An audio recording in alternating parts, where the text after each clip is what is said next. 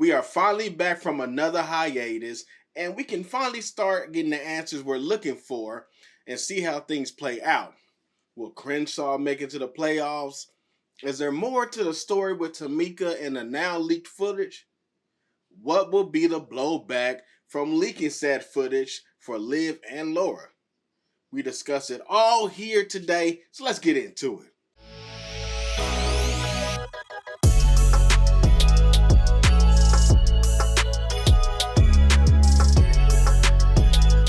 What up, everybody? It's your boy K-Ray06 here on K-RayTV, and we are back for another All-American episode recap review.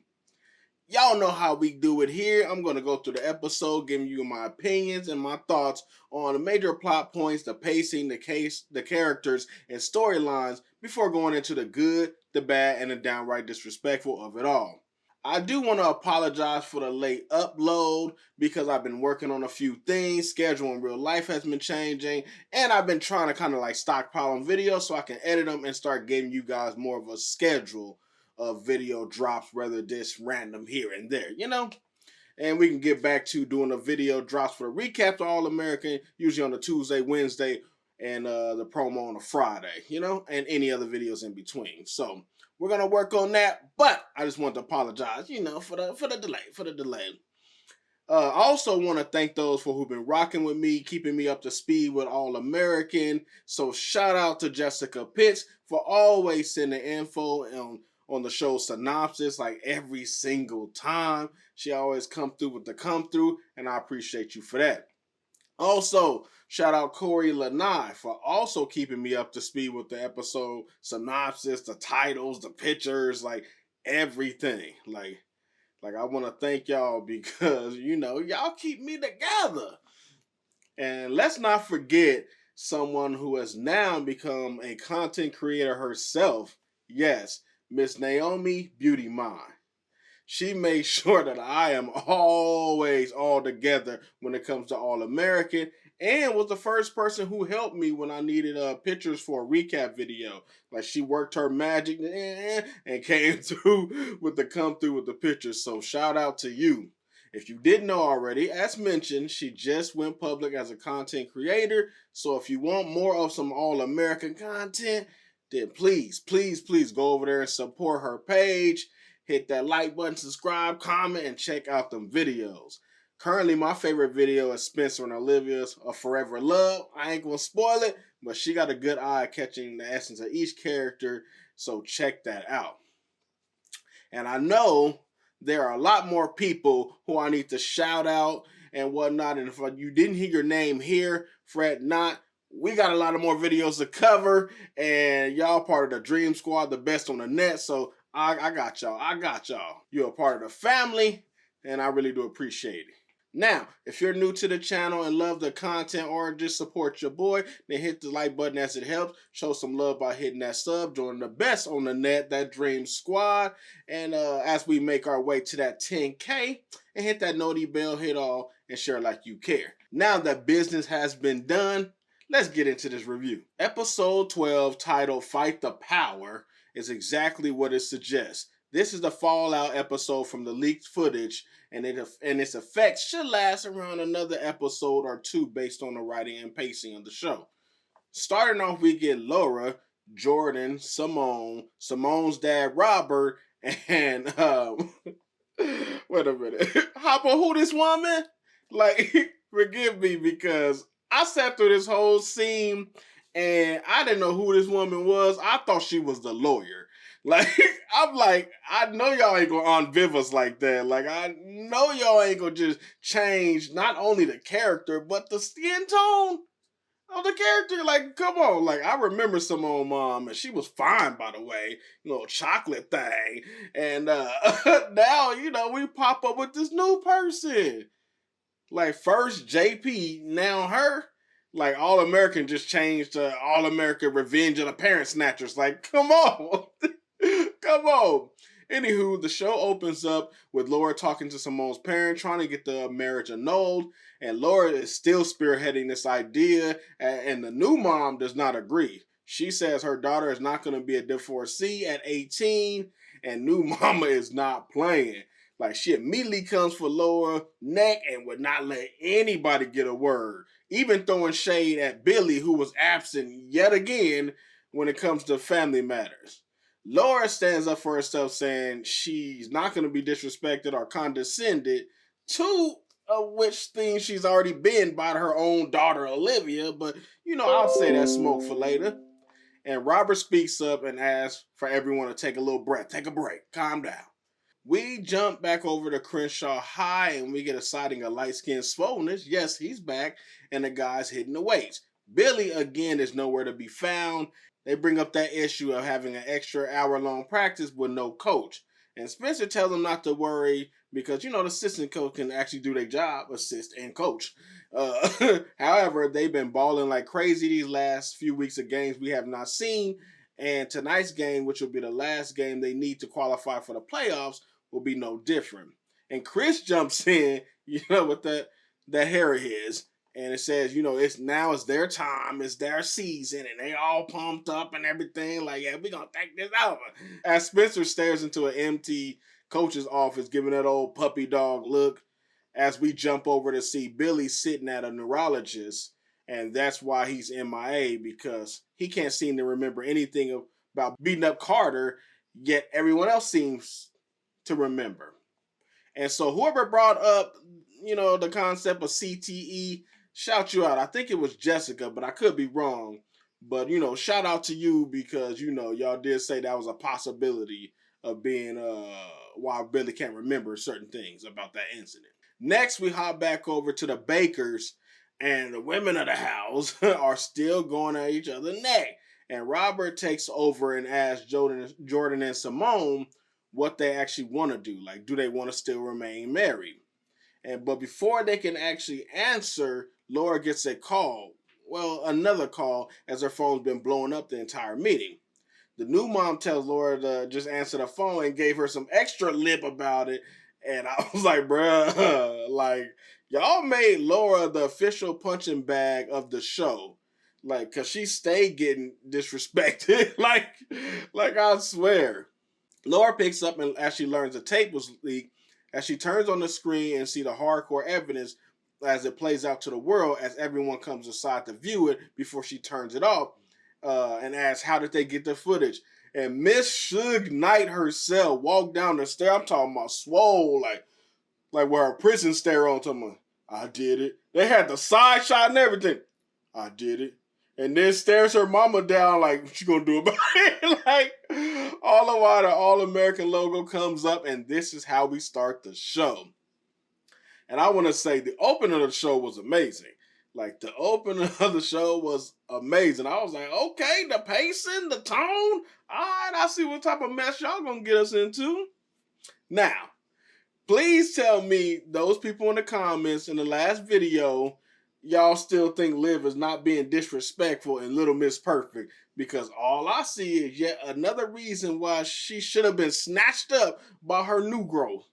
But hey, you know me, I digress. We pick back up with Kia, who we love to see, with Chris and Spencer. Chris and Kia are talking about the leaked footage, and I didn't get the feeling or the sense that Chris was as tired as he put it. Like, Kia actually looked, bothered by the video and the injustice that she's seeing. But Chris looked like he was just talking about it. Like, to be honest, like, we're just going to keep it real here.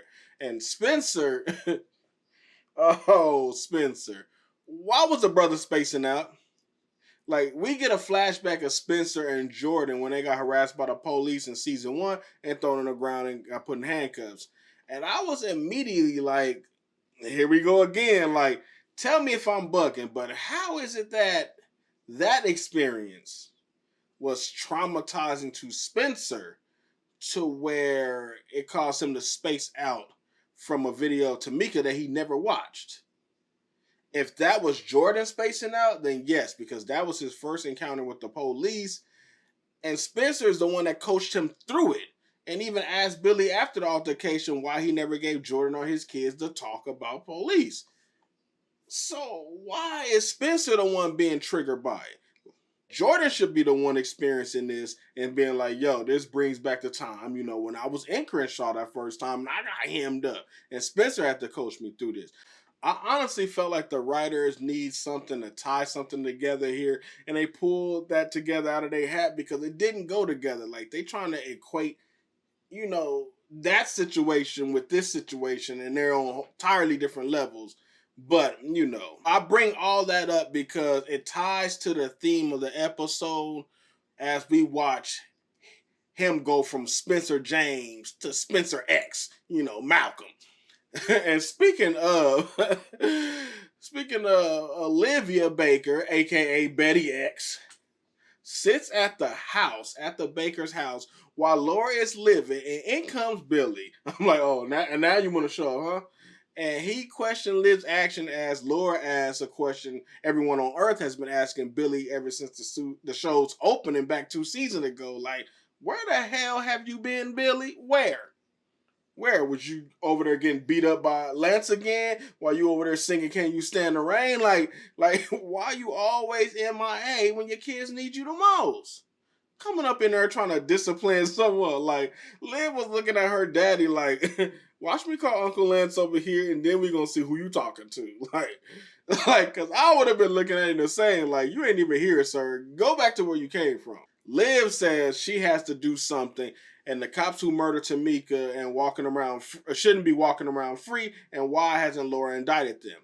And like I said last video, Laura says, like, did it ever occur to you that there's more going on that Olivia doesn't understand? And Olivia says, well, I know an excuse when I hear one. Stop the tape. Like, stop the press. Like, how was this child still living after this comment? Pun intended. Like, then the girl, not even flinching about being grounded, does the ultimate betrayal to her mother. After being told to apologize to her mother, she says, I can't do that. Then says, our lives, listen, Mira, our lives are on the line, Dad. Then looks at her mother and says, silence is not an option anymore. Then gets up and walks out. Whew, let me breathe for you, Laura, because you ain't doing it right. So now it's a black issue and Laura's on the outside. Like, she basically called her mama a racist or a supporter of, because one, she's not black, and two, her being silent is supporting the cops that murdered Tamika. I was like, wow. So the same woman who gave birth to two black kids, the same woman who put you in the cotillion with other amazing black women, that same woman is a supporter of murderers and doesn't understand the situation because she's not black? I can't relive this season. Like, she is all over the place to me. Like, she started this crusade because she was guilty. Not because she wanted justice for Tamika, but because she had survivor's guilt and felt some way about her privilege. Liv never takes ownership, something her sponsor told her to do, by the way. Yep, she is burning down so many houses, but she doesn't care because she's using another addiction to escape her own. And I can't. I really can't. Next, we get a scene of Layla and Simone catching up, and Simone was letting her know how her new mom was getting in Laura's neck, and Layla makes a comment saying, is it wrong to say that she wanted to be a fly on the wall because she wanted to see it? And I'm like, again, like, so you want to see Laura get dragged? Like, I swear, Laura is the punching bag of this season. Like, y'all need to make some Laura punching bag merchandise because everybody just, hit her with some Tyson lefts and right. Like, come on. This scene was used because Layla, now the concerned friend, wanted to know how Liv was doing during this whole altercation, and Simone tells her that she should check up on Liv because Liv needs all her friends right now, and I'm tired of these characters. I'm tired of these characters lying to Layla because first they told her to go after Spencer in Vegas when Spencer was basically saying, he was good on that. And now people keep calling her Liv's friend and telling her to go see her. Nah, we're not here for that. NK, I don't know why you want to push that potato salad with raisins of a friendship down our throat, but we not asking for it, nor do we need it. Like, let it die. Please. Back at Crenshaw, Spencer and Grace have another moment when Spencer is fixating on that same incident from season 1 and said that he lived it and he could have been Tamika. You was Sean, my guy, when you got shot. When the shooting happened, when Little Mama performed that horrendous song, you was A-okay to chase Coop down and tell her that Sean was a thug. He's a thug! He's a thug! But now, all of a sudden, getting handcuffed at your stuck point? Why not bring up when Liv crashed and asked you to switch seats and asked you to lie for her and could have actually got you shot from the cops? Why not rehash that memory? No, we want to bring up when you got handcuffed in season 1. Can we stop with this narrative? Because I feel like they want Spencer X to tackle every issue and connect every dot. And it's becoming exhausting. Grace told him that they can fight for justice for Tamika and focus on the game. Nothing had to be exclusive. And encouraged Spencer to keep living his life because he worked hard for it. Crenshaw worked hard for it. They all worked hard for it. And I agree. And this man just got on Liv about taking everything on or not taking everything on. And here he go doing the same thing. We jump back over to the Bakers, and Kia and Spencer show up to check up on Liv, who doesn't regret what she did. Liv says by locking her up in the house and trying to quiet her is not going to work. Wow. Like, I swear, me in season 3 Liv is not working out. We're going to have to find a new boo because I ain't doing that.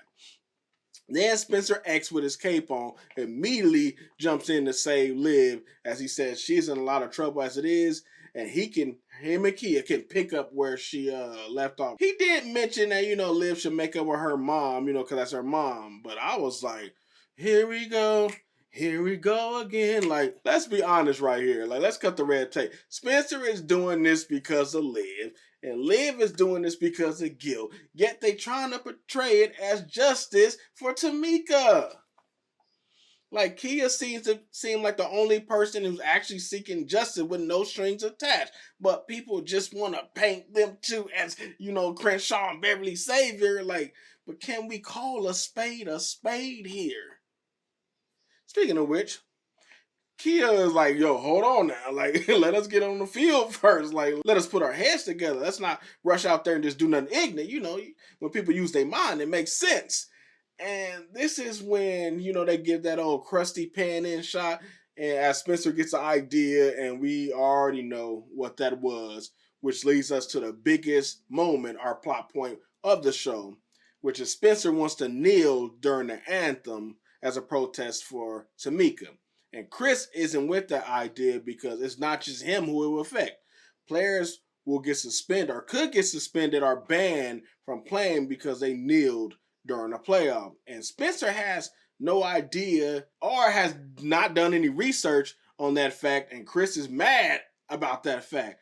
And Billy says, the decision has to be unanimous. And Chris was like, it ain't going to be unanimous. And he walks off. And I agree with what Chris said. I just don't like the flip-flopping that he be doing in his demeanor towards Spencer. Like, he talks to Spencer like he's an op and he's an enemy opposed to this supposed childhood friend. So he too moody for me, and that's why I don't rock with him. Next, we hop over to Liv yet again, and she is still on a tear as Lord Chief of Staff come in there to pick up a flash drive. And Liv tells her, now, babysitter is a part of your description. And before Shelby left, she turned around and calls Liv naive. And Liv plays the race game and says, I don't expect you to understand. Then Shelby reads Liv and says Laura was actually getting justice for Tamika. And with one podcast, she threw months and months of work down the drain. Laura was trying to fight on the inside against the cops and had cops to testify on her behalf. And because of the leak, the potential leak from the DA's office, now the cops are starting to pull back because of that. And Liv says, well, why didn't she tell me? And she kept saying, and I was like, bruh, I would have cut her off. I wouldn't let her finish no sentence. Like I said in the previous video and in the comments when I brought this same thing up, She could not tell her this because one, it was against the law. Two, it can hurt the case.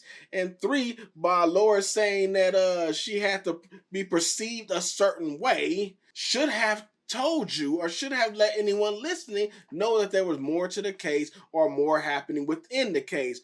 But instead, burning down the house that was providing resources was considered the right move for justice. Nah. Liv acted off guilt and guilt alone and stamped justice over it and not listened to anyone when it came to the subject of Tamika because in her mind, she was just right and that's it. And now her mom is labeled a racist. The DA doesn't know her job. The DA don't arrest because you called her that and you put that energy out there. Now, I did love that scene because I knew it was going to happen. I don't feel sorry for Liv. I was happy. I wish it drug on just a little bit more. And I know Monda might be mad. Yes, Monda, I'm talking to you, because that's your official baby sis. However, your fictional baby sis needs to be snatched up by that new growth and tossed in jail since the writers keep forgetting or neglecting the fact that Liv broke the law and she tampered with evidence on this national level, yet she's still chilling in the house trying to read everyone but herself. I know people have joked about it, but if Liv's name was Monique Tawanda, Ashonda, Shinkase, whatever, she would have been thrown under the jail or possibly she could have been another victim. However, her privilege that she's been crying about is what's going to keep her out of jail. I can guarantee that. Moving on, let's jump over to Layla as she makes her way over to Liv. And I'm like, how'd she get in the house? Like, ain't Liv grounded? And who keep letting her upstairs? But she'll end up checking on Liv, and my goodness, Liv is still perplexed as to why her mom didn't hint or tell her that she was fighting for Tamika. So you can break into, steal, and upload leaked content, but you can't Google what happens to a DA when they talk about a case? Like, you really needed Layla to say that Laura would have been disbarred if she did? Like, like, y'all can't make this make sense. Like, Layla says Laura's strong and that their relationship can make it because they got this bond. And I'm like, man, forget that. First of all, we ain't gonna forget the fact that you want to sit over there and watch Simone mom get in Laura's neck. Now she talking about she's strong. But I guess she would know because she was the first person that got in Laura's neck on Liv's watch. Anyway, I'm Team Laura, and Liv needs to sit in the hot seat for a minute. Like, she needs to apologize, and she needs to make amends with her mom. She did more than just release a tape. She disrespected her multiple times. She made her seem like an accomplice, a racist, and as someone that sits on the outside of everything because of her skin tone.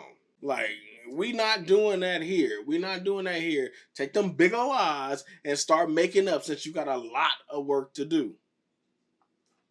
And I'm talking about like yesterday. Moving on, we get a quick scene with Willie and Spencer asks Willie if protesting is worth it. And Willie says, yo, it's always worth it. And that he wishes that he has done more, just like his granddaughter doing now. Getting into that good trouble, that necessary trouble. And as soon as he mentioned Liv, Spencer smiles. And again, how the writing is making it seem like because Liv is doing something, Spencer's like, oh, I gotta do something.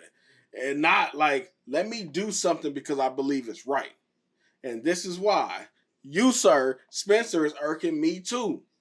Laura stops by Crenshaw to see if Billy was there, and he is missing yet again. And she starts to break down before Grace comes in and sits with her. Laura is questioning her parenting and feels like a failure and is saying what I've been saying this whole time about how her daughter made her feel. Usually I'm here for a Grace speech, but in this moment, I wish Grace was not involved and Billy actually took her place. I would have loved for them to actually get a moment together. Also, because Grace was giving some hot garbage of advice, like that thing stank. Like, when did Liv ever tell Grace that her need to stand up for what's right came from Laura? That, that her passion and commitment to justice, like, Liv doesn't feel any way towards her mom. Like, That girl said, I know excuses when I hear them, that her and her dad, who are black, lives were on the line, said her mom was trying to silence her by keeping her locked away in the house, and much more. So, Grace, where did you summon that lie from? Because Liv felt ever so much wrong about her mom and didn't care about her actions. Remember, before Crenshaw Kathy, Liv lived in a bubble, a Beverly Hills bubble that she called it. So don't act like she was in them streets like Kia the entire time fighting for justice. Then Grace invalidated Laura's fight by saying, did you really believe that your internal investigation would have made a difference? Like, excuse you? Excuse you. First of all, how did she even know that to begin with? Like, how were you privy to that information? And two, all fights matter. If you can get laws overturned and police to speak out about those bad apples that you say, as to where, they won't be targeted afterwards for doing so, then it makes it easier for the next man to do the same. Like, I get that the system was not made for us and more so against us. However, Grace invalidated Laura's fight and justified Liv's fight and her wrongdoings because she is black? Nah. Liv had every right to feel like something had to be done. Don't get me wrong. I'm not denying that fact. I just don't like the fact of how she did it and why she did it. And I'm standing on that one. We jump over to Crenshaw before the game, and Billy gives a speech, but that is not the speech that we're going to focus on. Spencer asks to speak, and he gives another one of his trademark speeches. And I'm wondering, like, is anybody else going to get a chance to talk? Because Spencer always get these moments, and I'm starting to get tired of him. However, he talks about how they fought to get there, and now they have something else bigger to fight for. How they're being hunted, their future kids are being hunted, their parents being hunted, and if they don't stand up now for Tamika, it won't stop. As he is talking, like someone is recording him, and Chris has a change of heart after all that lip he gave much earlier and says, yeah, Spencer's right. Let's kneel during the anthem and protest for Tamika. And Spencer was like, nah, bro, nah, that's not big enough. Like, I don't want y'all to do that. We going big or going home. And he wants them to forfeit the game. And when a couple of players are like, you want us to forfeit the game? Start yelling. One of the most funniest scenes that came out. Spencer yells one of the most funniest lines that came out of nowhere, talking about, she's one of ours! And I was looking just like Light Skin Swole. Is he over there? She's one of them! And then the Chargers go to the field and they take a knee, which seems to be a trend now for bending knees, Spencer X, and they forfeit the game. And for some reason, this game was covered live. I don't understand why it was covered live since they were bottom tier. This was a game to see if they even got into the playoffs. So I was confused as to why it was covered live. Again, make it make sense. But everyone else took a knee as well. And it makes me think, I wish this happened in Beverly instead of Crenshaw. Like, and Jordan and them took a knee instead. Like, it would have given more of an impact because of the bubble they live in. And it would have given people like JJ, hell, even Ashy, a chance to fight for justice instead of another hood story. Jordan, who got thrown to the ground by the police in season 1, could have been Spencer X in this episode as he led the charge because of inequality. Yet we get Spencer doing the same it was never discussed once that Spencer might be the one to get coverage for this. Not the team. They're going to highlight Spencer. And how he will still be up for recruitment. Potential recruitment. That may not apply to everyone else. And as of now, unless they work some TV magic, their season is over. They centered the season around Spencer coming back to Crenshaw. And now, 2 or 3 shown games later, it's over before it started. Like, they could have left Spencer in Beverly if we was going to be doing all that. Like, you wasted a whole theme of the show about him making a choice to go back and be their resource and be their savior and all this stuff. Yet it's over already. But I'm pretty sure some magic is going to come out of this as far as that, and they might not be done. So, we'll see. We jump over to Billy, who finally meets up with Laura, and again she asks, where the hell have you been? Like, while Rome was burning, like, where the hell was you at? And he said he had a doctor's appointment all nonchalantly, like that was going to answer the detailing of his whereabouts for the last 3 days. Like, he talks about him taking a lot of hits and questioning his memory loss and possible CTE. And he says that he has no signs and grief was the causing factor, which I discussed with some of y'all being a potential factor of his memory loss at that time. But then he shifts the conversation back to Laura and asks how she doing. And I got pissed when Laura said that she did irreparable damage to her relationship with Liv and that she can't lose her. Like, Grace didn't mess up your head to thinking what you did was wrong. Like, no, your daughter is the one that went out her way to disrespect you. All you did was ground her in a house where she can still plug up her equipment if she wants to and invite people over whenever she please. Like, come on. Like, come on here.